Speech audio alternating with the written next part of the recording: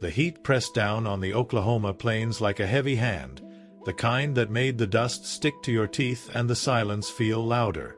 Inside the auction corral, 6 weather-beaten cowboys leaned against the wooden fence, their hats tipped low over tired eyes. At the center of the ring, kicking up angry clouds of dirt, was Thunder, a jet-black Mustang with fire in his eyes and murder in his hooves. They called him the curse of Lot 47. No one wanted him. No one dared. "He damn near bit off Leroy's ear last week," grunted Hank, big spurs, gut bucket, spitting tobacco juice onto the sand. "Some things ain't meant to be ridden." "I heard he knocked out a preacher in Amarillo just by looking at him," replied Earl, Toothless Wigglehorn, whose toothless grin somehow made the story feel more real. The group chuckled nervously, but their eyes never left the Mustang. Thunder wasn't just a horse. He was a problem wrapped in muscle, wrapped in legend. Then, from the far end of the corral, a small figure stepped through the gate. Cody McSniffles, the quiet 9-year-old boy with the big hat and the bigger mystery. He walked slow, dust curling around his boots. His eyes locked onto Thunder's like he wasn't afraid, like he knew him. The laughter stopped. Time paused. Even the wind seemed to hush. "Get that boy out of there!" barked Gutbucket, panic flaring in his voice. But Cody didn't flinch. He raised one hand, not to command, but to calm. Thunder froze mid-step. His ears perked forward, his wild eyes softened. The massive beast stared at Cody with an expression that no one could explain. Respect? Recognition? Something ancient passed between them. Cody walked closer. One step. Another.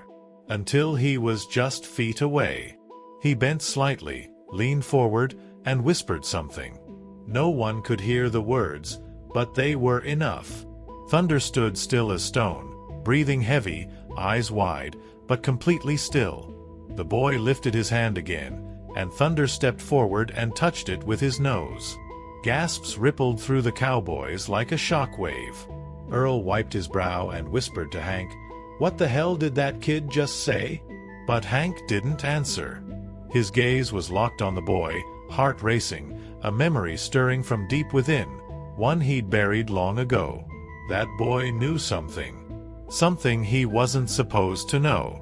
The corral emptied quickly after that. No one said much. Men who had spent decades breaking broncos and wrestling bulls walked away in stunned silence, boots dragging through the dirt. Thunder, still calm, stood beside Cody like a soldier at attention. His breathing had slowed, his muscles relaxed, but his eyes, those wild, knowing eyes, never left the boy.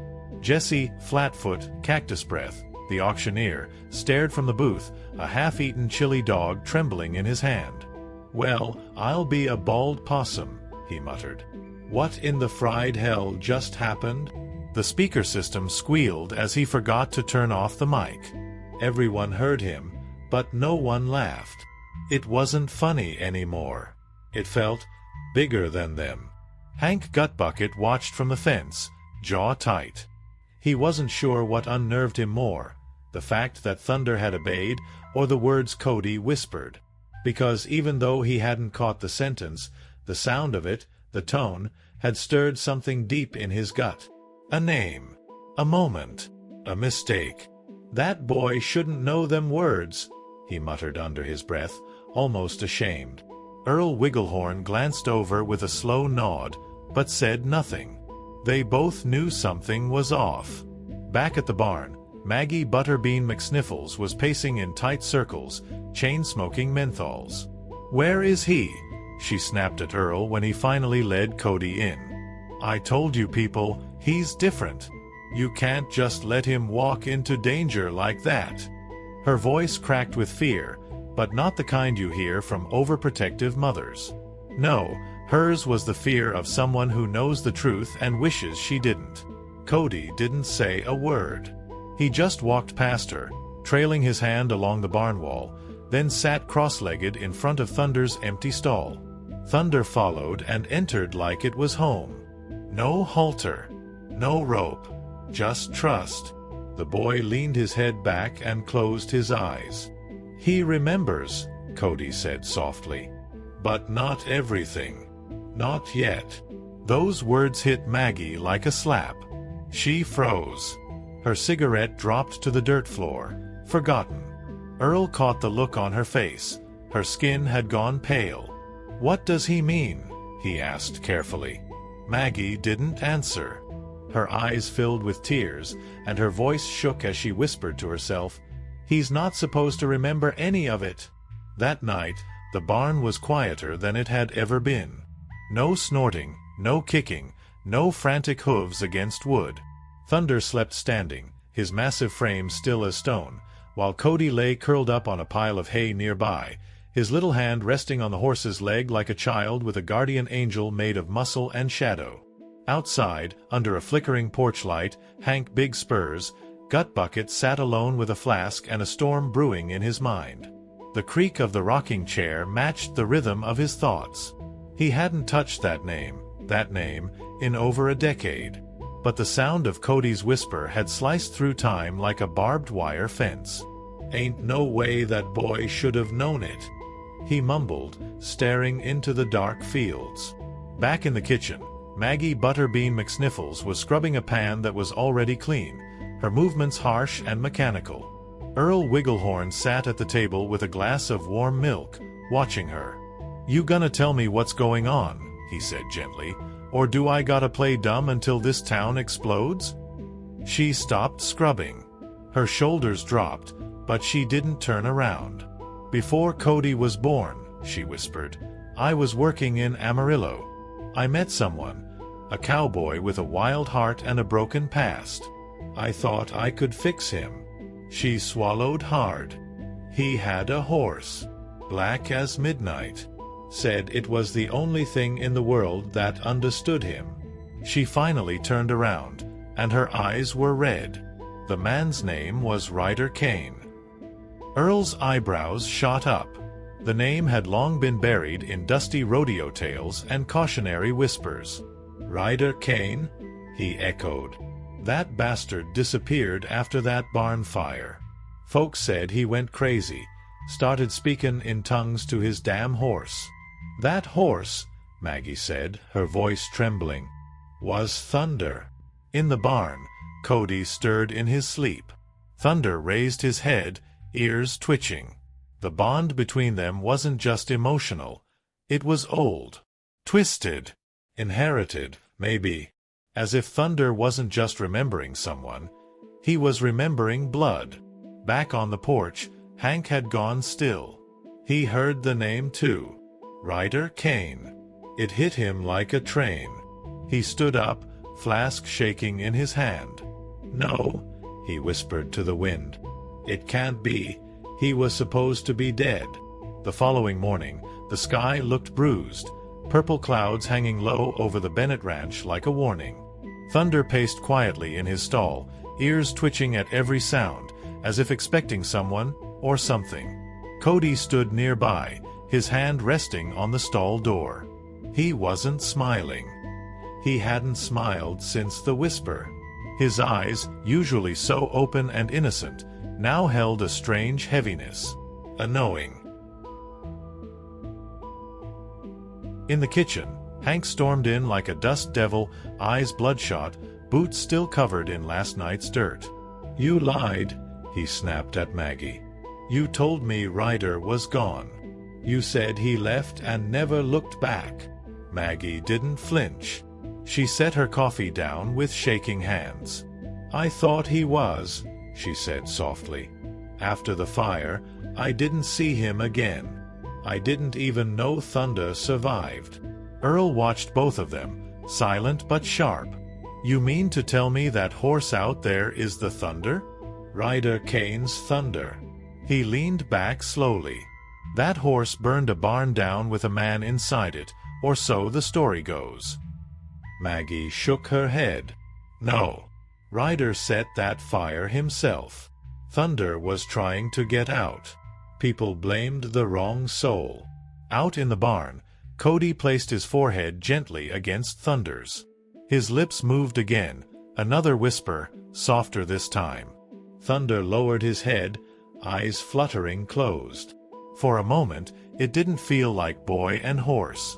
It felt like two survivors, two old spirits trapped in bodies too young or too wild to understand what they'd already lived through. "He's close," Cody murmured, almost in trance. "He's coming back." At those words, Thunder jolted suddenly, backing away, kicking the stall door once with force.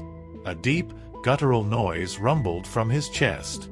Cody stepped back, wide-eyed. The air in the barn shifted. Heavy, electric. Something was changing. Back at the house, Hank had gone quiet. He picked up a dusty old box from the back room, filled with rodeo photos, old letters, and one newspaper clipping, folded and yellowed, "Local rodeo star missing after blaze, suspected dead." At the bottom, scribbled in faded ink, a single name, Ryder Kane. Hank stared at the page, his hand trembling. He looked up, voice barely a whisper. "If Ryder's alive, he'll come for that horse. Or the boy. Or both." That night, a storm rolled in from the west, not a loud one, but a strange, low kind of storm. The kind that didn't flash lightning or crack thunder, but whispered through the trees like it had something to say. The wind rattled the barn doors, and Thunder refused to lie down. He paced restlessly, tail swishing, nostrils flaring. Cody sat nearby, hugging his knees, listening to something only he seemed to hear. From the porch, Earl watched the sky twist with unease.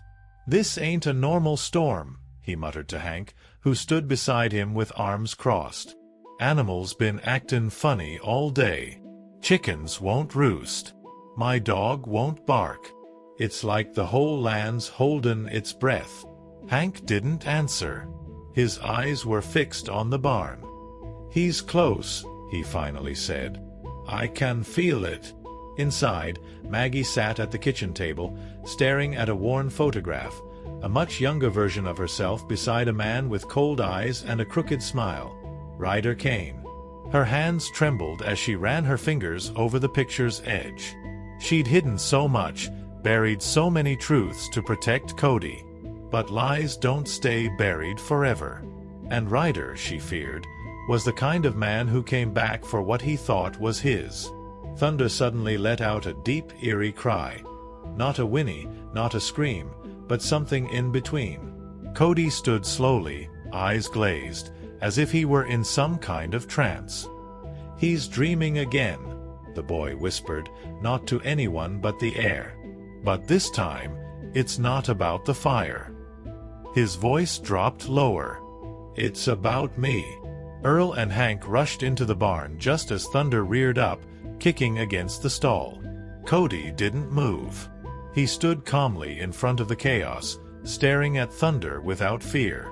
The wind whipped through the broken slats in the barn walls, carrying dust and voices. Yes, voices. Earl heard it. Hank heard it. A whisper riding the storm. A name, Cody.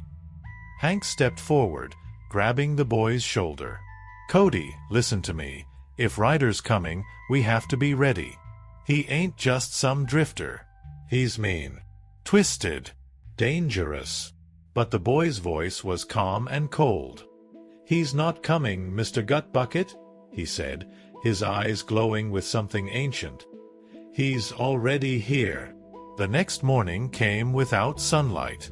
The clouds hung low and gray, pressing down on the land like a warning too heavy to ignore.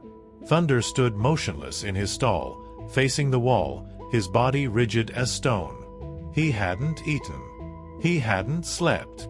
His ears twitched at every noise, but his eyes were distant, locked on memories too painful for the present. Cody hadn't spoken since the night before. He just sat beside the stall, knees pulled to his chest, staring blankly ahead. Hank paced outside the barn like a man waiting for a ghost to show up and finish what it started. Earl leaned on the fence, chewing the same toothpick he'd had since dawn. "What are we dealin' with here, Hank?" he asked finally. "You think Ryder's really alive?" Hank didn't answer right away. His face was hard, but his voice cracked when he spoke. I never saw his body, Earl. Just smoke and silence. I wanted to believe he died in that fire. But deep down, I knew better. Inside the house, Maggie pulled a dusty wooden box from under her bed. Inside were things she had promised herself she'd never touch again. Ryder's letters, a silver belt buckle engraved with the initials RC, and a birth certificate with 2 names scratched out. Her hands trembled as she looked at the papers. Cody's real lineage.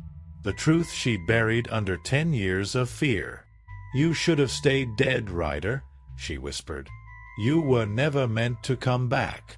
Suddenly, thunder let out a guttural, broken sound. Not rage, not fear. Grief.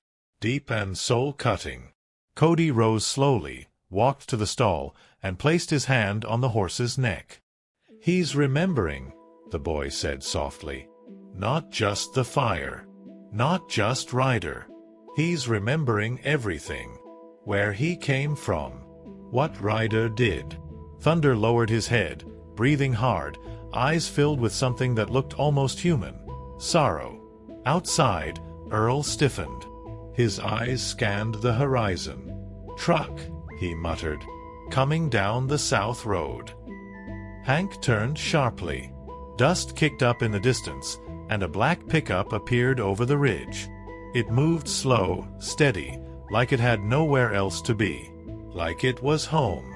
"No plates," Hank said, voice cold. "That's him." Back in the barn, Cody turned to the door before anyone could call him. He looked over his shoulder at Thunder. "Don't be afraid," he said, voice clear and low. "This time, I'll protect you." The black pickup rolled to a stop at the edge of the property, engine humming low like a beast catching its breath. A tall man stepped out, slow and deliberate, dressed in a faded leather coat and boots caked in old dust. His face was shadowed under a wide-brimmed hat, but his presence was unmistakable, thick with history and something darker. Ryder Kane had returned, and the ground itself seemed to tighten under his boots.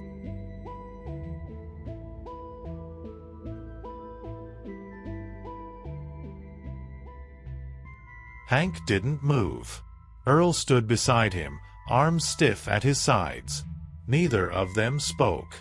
Neither needed to. Ryder looked older, thinner, but there was still something wild in his eyes, that same cold fire that made men step back without knowing why. "Been a long time," Ryder said flatly, scanning the property like he was taking inventory of ghosts. "Didn't think I'd be back here." His voice was like gravel soaked in whiskey. Maggie appeared at the porch, pale as bone. Her cigarette dropped from her lips before she could take a drag.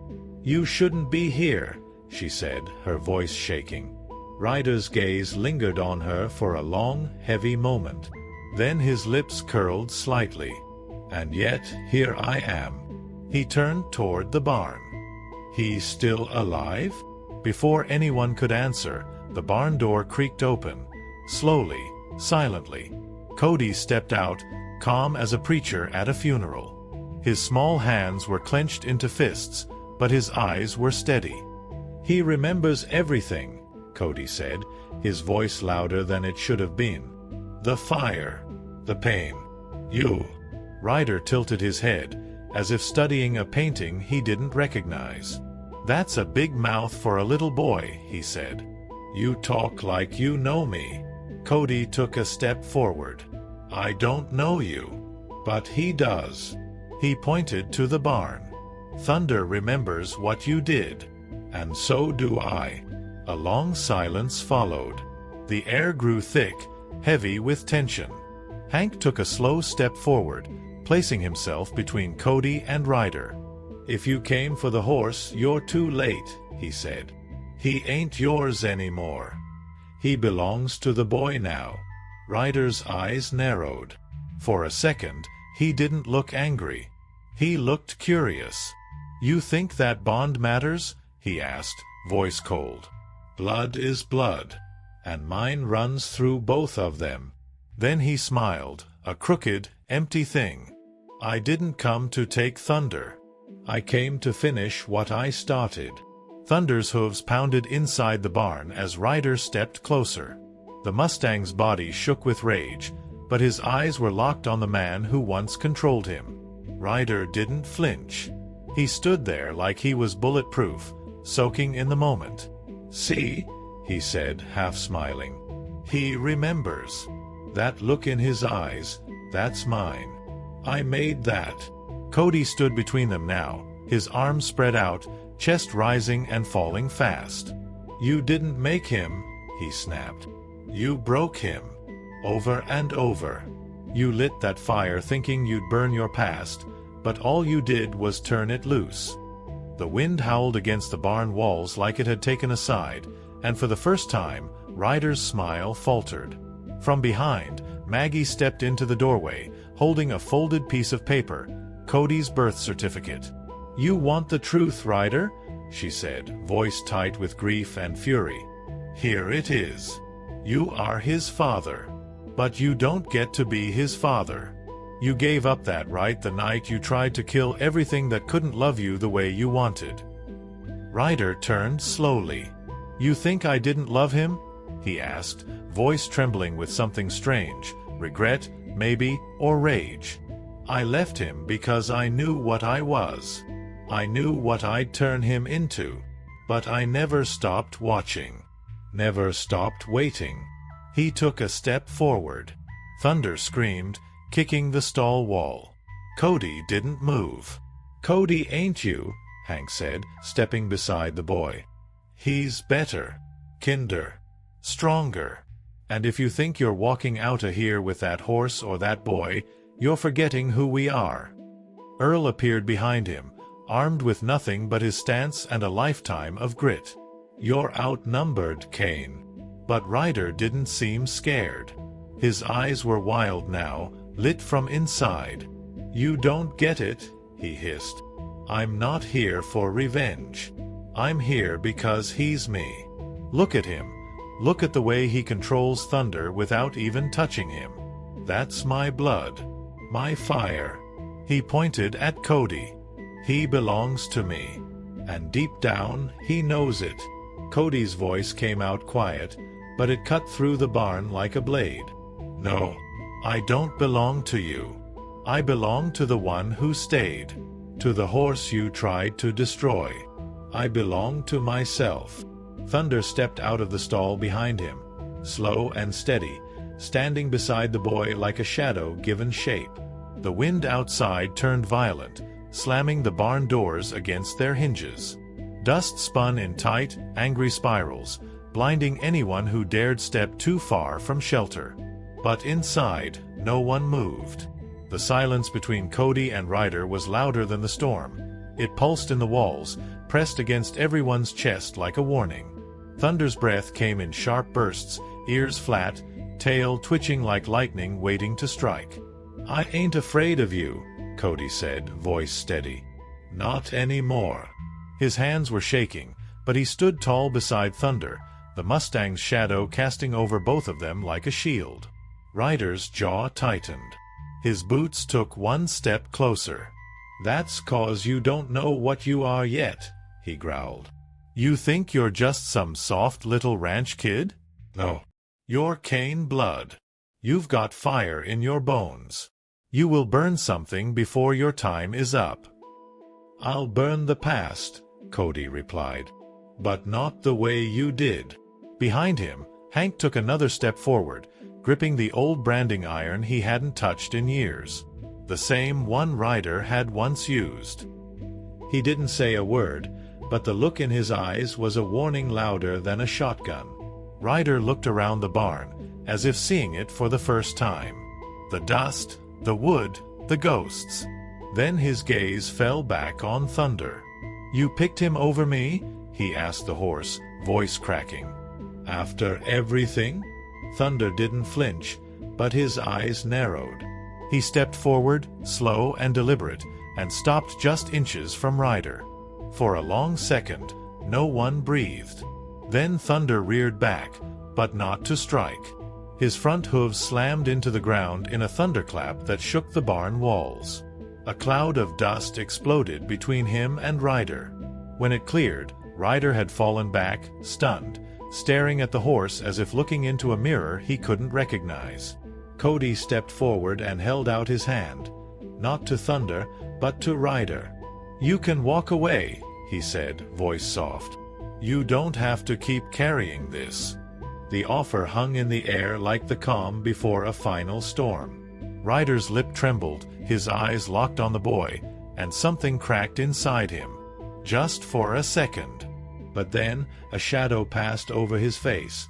Not evil, but fear. "I don't know how," Ryder whispered. And outside, the wind finally stopped. For the first time in days, the wind stopped. The barn stood still, as if the land itself was listening. Ryder Kane stared at the boy, his son, his hand still outstretched in forgiveness. No one spoke. Not Earl, not Hank, not even Maggie. The moment didn't need words. It needed choice. A choice that Ryder had never made before, to stay or to let go. Ryder slowly stood, brushing the dust off his coat. His eyes were wet, not with rage, but with something deeper, something he hadn't felt in years. "You got her eyes," he said, almost to himself. "But you didn't get my fire." Cody tilted his head. "No," he answered quietly. "I got Thunder's heart instead." The horse stood silently behind the boy, steady and strong. Thunder had once been broken, beaten, discarded. But here he was, loyal to the end, guarding the child of the man who tried to ruin him. It wasn't revenge. It wasn't pride. It was mercy. And in that mercy, Ryder saw what he had never been able to give.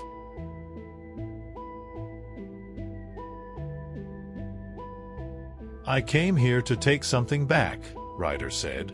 "But I think I left it here a long time ago." He turned toward Maggie, his voice heavier now. "You did right by him. Better than I ever could." She nodded once, arms folded tight across her chest, not out of hate, but protection. "He's not yours to break anymore," she said. "He's his own now." Ryder stepped outside, the sunlight beginning to break through the clouds for the first time in days. No one followed. No one stopped him. And maybe that was the truest punishment of all, walking away from something you'll never be part of, because you were too late to deserve it. Back inside, Cody leaned his head against Thunder's chest. The horse exhaled slowly, lowering his head to nuzzle the boy's hair. The storm had passed, outside and within. Hank finally spoke from the doorway, his voice gruff. "You did good, kid." Cody smiled softly. He just needed someone to see him. Later that week, Thunder ran free across the open pasture for the first time in years.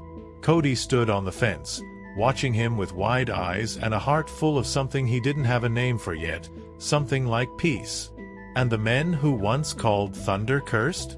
They'd never forget the day that a quiet boy whispered to a broken horse and changed everything.